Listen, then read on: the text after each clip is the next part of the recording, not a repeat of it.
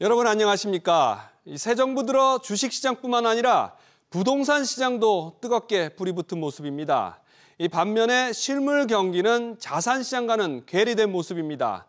불황의 그늘이 짙어지면서 차갑게 얼어붙었는데 오늘은 이렇게 대조적인 모습을 보이는 양쪽 시장을 집중적으로 분석해드리겠습니다. 먼저 부동산 시장입니다.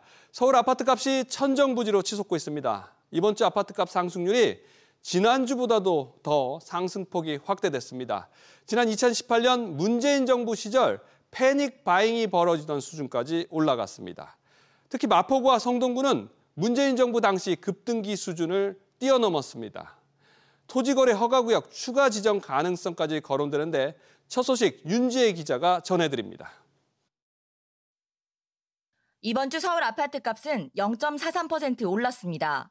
지난주 아파트값은 0.36% 올라 6년 9개월 만에 최대 상승률을 기록했는데 이보다 상승폭을 확대한 겁니다. 문재인 정부 시절 패닉 바잉이 일어나던 2018년 9월 둘째 주 상승률과 맞먹습니다. 토지거래 허가구역 규제에 묶인 강남 3구 대신 인접 인기 지역으로 매수세가 몰리는 풍선 효과가 확산하면서 서울 전체 가격 상승폭이 커졌습니다. 특히 마포구와 성동구는 1%에 육박하는 상승률을 기록했습니다. 2013년 통계 공표가 시작된 이후 최대입니다. 서울 쪽에 지금 풍선 효과가 크게 나타나고 있거든요. 과열 현상을 나타나고 있는데 1%라는 수치는 역대 수치 중에서도 굉장히 가격이 자극이 크다라고 볼 수 있어요. 아마 마포나 성동구의 토지거래 허가구역에 대한 그 지정이 정량적으로 봤을 때는 지정될 가능성이 크다라고 보여져요. 오세훈 서울시장은 지난 13일 비상시에는 성동구 등을 토호제로 지정할 수 있다고 밝힌 바 있습니다. 일각에선 다음 달 3단계 스트레스 DSR 규제가 시행되면 규제 전 막판 수요가 사라져 집값 상승세가 주춤해질 수 있다는 의견도 나옵니다.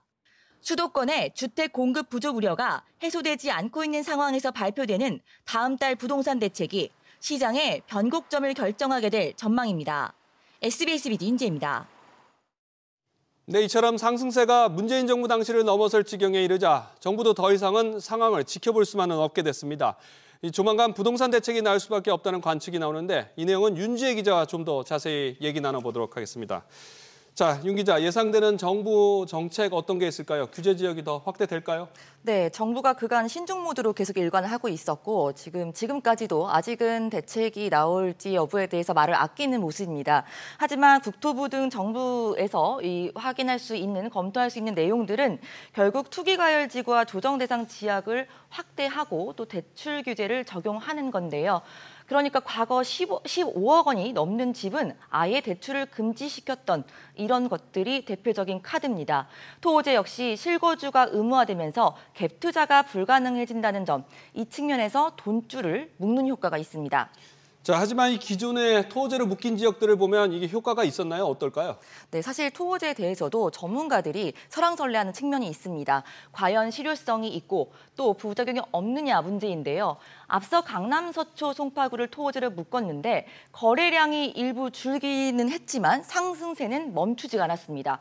오히려 강남구의 경우에는 일시적으로 해제했던 기간과 비교를 했을 때 규제를 한 특정 기간, 2달간의 강남구 아파트값을 보면 60%가 급등하는 현상이 벌어지기도 했습니다.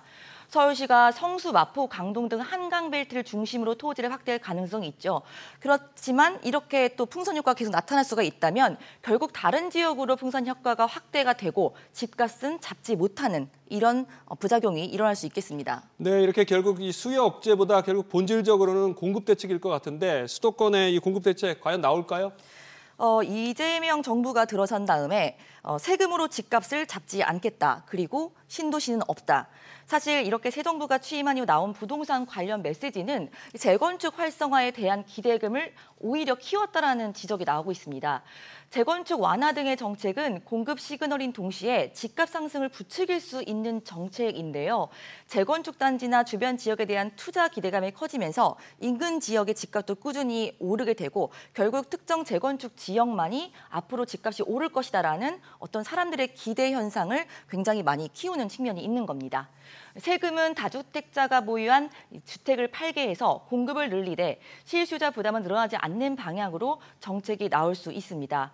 그러니까 실제 수요를 분산시킬 수 있는 공급 대책 없이 돈줄만 쪼이는 방식으로는 근본 해결책이 될 수 없는 만큼 어떠한 공급책이 나오느냐, 이 부분이 가장 주목해야 할 부분입니다. 네, 부동산 정책은 정말 이러기도 저러기도 참 어려운 것 같습니다. 윤 기자, 수고했습니다.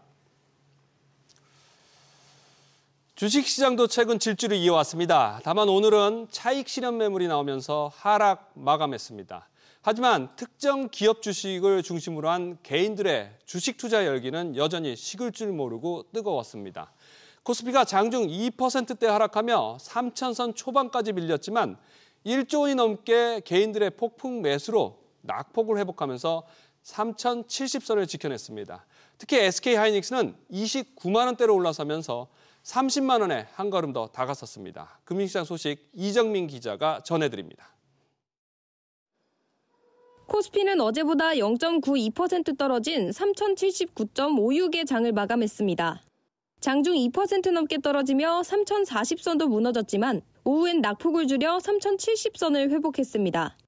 개인 투자자들이 코스피에서 8,300억 원, 코스닥에서 2,300억 원 넘게 사들이면서 하락폭이 제한됐습니다. 개인 투자자분들과 최근 한두 달 동안에 주식을 좀 과도하게 많이 사셨다거나 이런 상태가 아닌 것 같아서 마이크론 같은 회사들도 실적이 잘 나왔는데 또 오르는 종목도 있으니까 낙폭이 너무 안 커지게 제한하는 역할을 하는 것 같고요.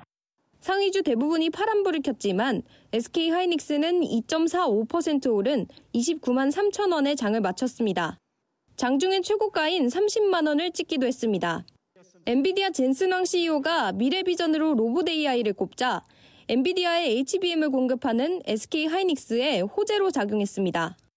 이재명 정부가 들어선 지난 4일부터 SK하이닉스의 시총은 약 55조 원 늘었습니다. 코스피 전체 시총 증가분인 249조 원의 22% 규모입니다. 다만 특정 종목에 의지한 상승만으로는 국내 증시의 호조를 이어가기 어렵다는 분석도 나옵니다. 중동의 지정학적 이슈는 수면 아래를 좀 가라앉은 모습이지만 관세 이슈가 불거질 거거든요. 이제 이런 부분까지 이제 포괄적으로 만약에 협상이 된다라고 하면 꽤 지지부진할 수밖에 없다라고 하는 거죠. 국내 증시의 신용거래용자 규모는 어제 기준 20조 5,700억 원으로 3거래일 연속 20조 원을 넘으면서 증시 급등으로 인한 과열 신호도 감지되고 있습니다. SBS 비즈 이정민입니다.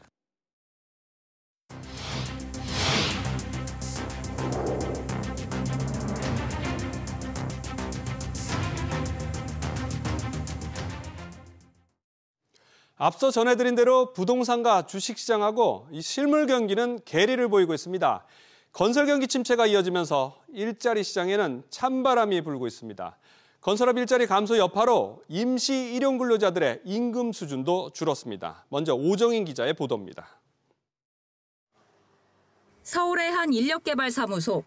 이곳에서만 20년 가까이 일한 직원마저 요즘처럼 어려운 건 처음이라고 말합니다. 경기가 안 좋다 보니까 사람들이 많이 몰려요. 120명, 130명씩 이렇게 한 6, 70명 정도거든요. 이렇게 이름을 써놔야 어느 정도 되돌아간 사람들. 미안할 정도예요, 저희가. 이게 작년보다 더 심해요, 올해가. 건설업 종사자는 지난달에만 10만 4천 명이 줄었습니다. 지난해 6월부터 12개월째 감소세입니다. 일자리 규모가 가장 큰 산업인 제조업 역시 20개월 연속 하락세를 이어갔고 내수 침체 여파에 도소매업 일자리도 줄었습니다.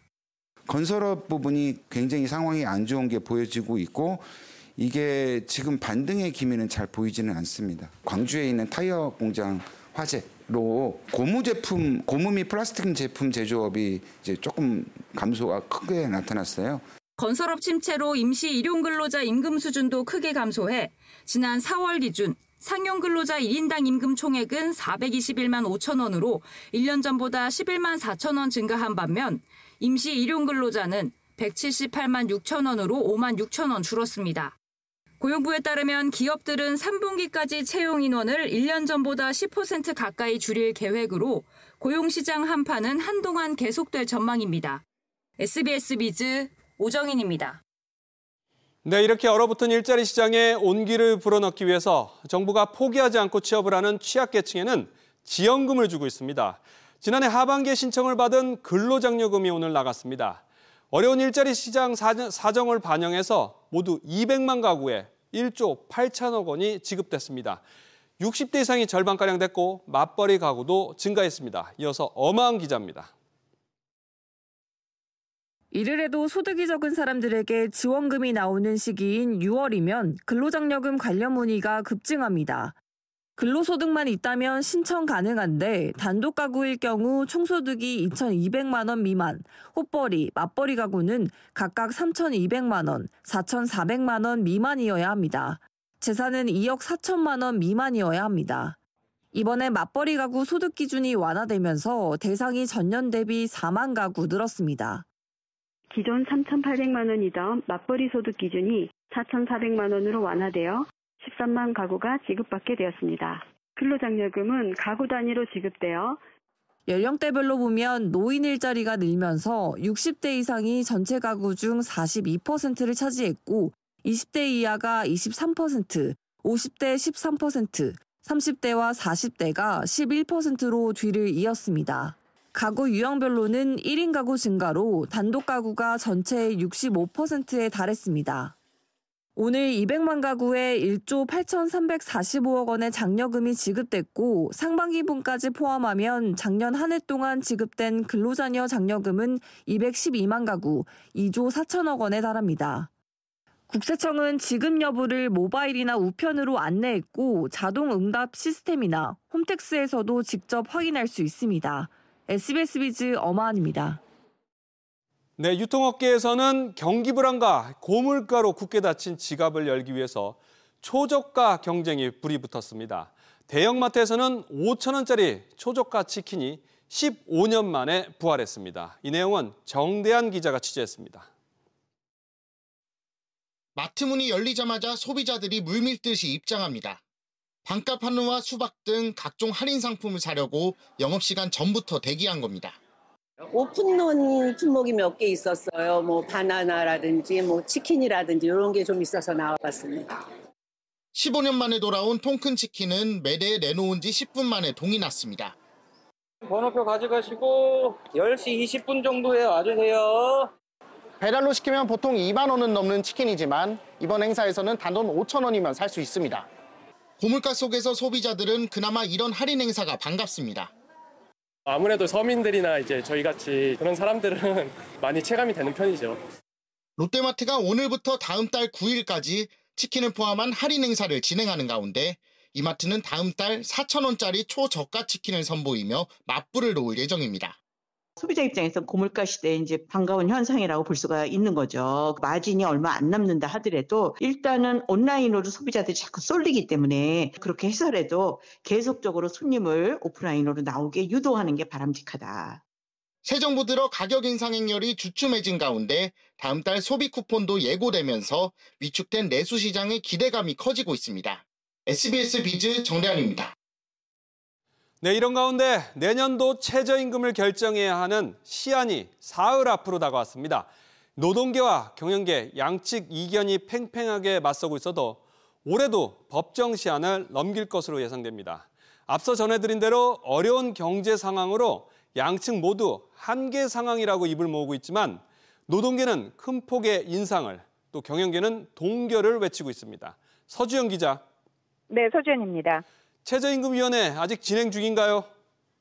네, 오후 3시에 열린 7차 회의가 현재 진행 중인데요. 논의가 길어질 것을 예상해 회의 시작 전부터 양측은 저녁 도시락을 준비하기도 했습니다. 이 내년 최저임금 수준을 두고 노동계는 올해보다 14.7% 높인 11,500원을 제시한 반면 경영계는 지금과 같은 1030원을 유지해야 한다는 입장입니다. 이에 대해 근로자위원 측은 모두 발언해서 지극히 합당하고 합리적인 수준이라며 예년에 비해 절반 정도로 낮다고 강조했습니다. 양대 노총과 시민단체는 최임위가 진행 중인 세종 고용노동부 청사 앞에서 최저임금 인상을 촉구하는 집회도 진행했습니다. 네, 특히 극심한 내수 침체로 어려움을 겪고 있는 영세 중소기업들과 자영업자들이 인건비 부담을 호소하고 있죠. 네, 자영업자를 포함한 사용자 위원 측은 모두 발언에서 소상공인과 영세 중소기업의 지불 능력은 이미 한계 상황에 직면했다고 말했습니다. 한국경제인협회에 따르면 자영업자의 65%는 인건비 부담으로 현재도 고용 여력이 없고 3명 중 1명은 월 평균 소득이 최저임금 수준에도 못 미치는 것으로 나타났습니다. 이렇게 양측의 간극이 큰 만큼 최저임금 결정을 원칙대로면 사흘 뒤인 오는 29일까지 내야 하지만 이 시한을 넘길 가능성이 큰 상황입니다. SBS 비즈 서주연입니다. 이재명 대통령은 취임 이후 첫 국회 시정연설에서 경제를 가장 많이 언급하면서 내수시장 회복을 강조했습니다. 특히 실용과 성장을 앞서온 이 대통령이 오늘 연설에서는 공정한 시장 질서 회복을 조건으로 내세운 점이 주목됩니다. 우형준 기자의 보도입니다. 취임 후 첫 시정연설을 한 이재명 대통령은 지금 우리 경제를 위해 왜 추경이 필요한지에 대한 배경을 조목조목 설명했습니다. 무너진 경제를 회복하고 민생 경제를 살리는 일은 지금 우리가 해결해야 할 가장 시급한 과제입니다. 경제는 타이밍이라고 합니다. 지금이 바로 그 타이밍으로 생각됩니다. 30조 5천억 원 규모의 추경은 크게 소비 진작과 투자 촉진, 민생 안정, 재정 건전화 4가지 축으로 구성됐습니다. 먼저 소비 여력 확대를 위해 전 국민에게 1인당 최대 52만 원까지 소비 쿠폰을 지급하고 지역사랑 상품권 발행 규모도 8조 원으로 확대했습니다. SOC 조기 착공과 부동산 PF 시장 유동성 공급, AI와 신재생 에너지 등에 3조 9천억 원을 투입합니다. 민생 안정 예산 5조 원에는 113만 명의 장기 연체 채권 소각과 소상공인 이자 감면, 폐업 지원금 인상도 포함됐습니다. 이번 시정연설에선 경제를 24번, 성장을 12번 언급하는 등 내수 시장 활력을 위해 속도감 있는 추경 집행을 국회에 당부했습니다. 그 다음으론 공정이 5번 언급됐는데 특히 우리 자본시장을 겨냥했습니다. 자본시장의 투명성과 공정성을 회복하면 경제도 살고 기업도 제대로 성장 발전하는 선순환으로 우리 국민 모두가 바라는 코스피 5천 시대를 열어제칠 수 있습니다.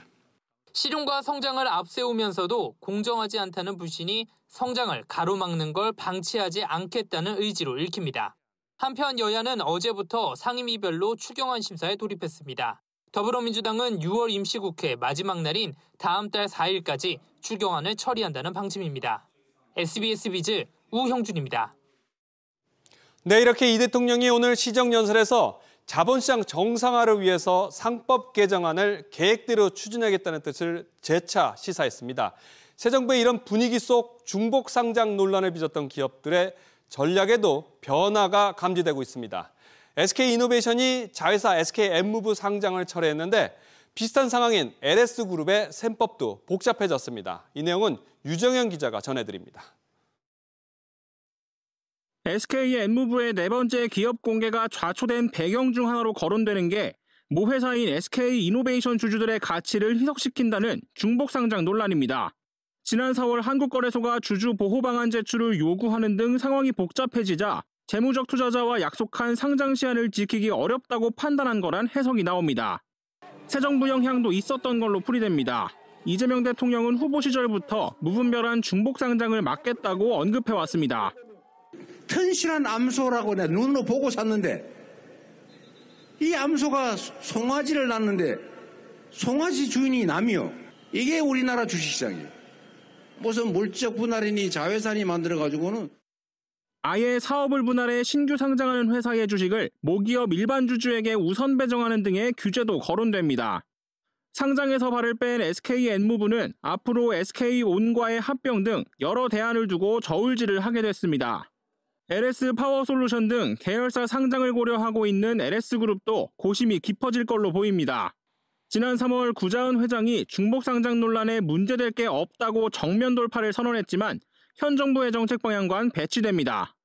쪼개기 상장을 하는 의사결정을 할 때 이사회가 조금 더 고민을 하게 될 수는 있죠. 왜냐하면 그 회사의 주주들한테 피해가 갈 수 있으니. 상법 개정은 추경 예산안이 처리되고 국회 상임위원장이 정리된 후 본격화할 전망입니다. SBS 비즈 유정현입니다. 지난달까지 전세 사기 피해 건수가 3만 건을 돌파한 것으로 나타났습니다. 전세 사기 수법도 점점 더 교묘해지면서 이 피해를 막기 위해서 더욱 주의가 필요해 보입니다. 취재 기자 연결해 보겠습니다. 박연신 기자, 이 전세 사기 수법 새로운 유형이 등장했다고요? 어떤 수법인가요? 통상 전세 사기라고 하면 보증금 반환 능력이 없는 임대인이 무자본으로 갭 투기를 하는 방식이 널리 알려져 있는데요. 최근 들어 계약상 기망에 따른 사기 수법이 점점 더 진화하고 있는 것으로 나타났습니다. 전세 사기범이 가짜 모임 통장을 만들어 세입자를 속이는 수법이 등장한 건데요. 사기범이 집주인과 동일한 이름의 가짜 모임 통장을 만들어 집주인에게 송금하는 것처럼 보일 듯 만들어 놓는 겁니다. 단체 통장은 동창회와 아파트 분여회 등에서 일반적으로 활용되는 계좌인데 홈택스나 세무서에서 고유 번호증을 발급받기만 하면 쉽게 개설이 가능하기 때문인데요. 이외 신탁회사의 동의 없이 임대차 계약을 체결하거나 대리인 등 권한이 없는 이와의 계약으로 피해가 발생하기도 했습니다. 네, 현재까지 파악된 전세 사기 피해자 규모는 어느 정도인가요? 지난달 말 기준 전세 사기 특별법에 따른 피해자 인정 요건을 충족한 건수는 총 3만 400건으로 집계됐는데요. 특별법 시행이 된 지난 2023년 6월 이후 피해자 접수 건수와 피해자 결정 건수는 감소 추세에 들어선 것으로 나타났습니다. 전세 사기는 2억 원 보증금의 전세주택에서 절반 가까이 발생했는데요.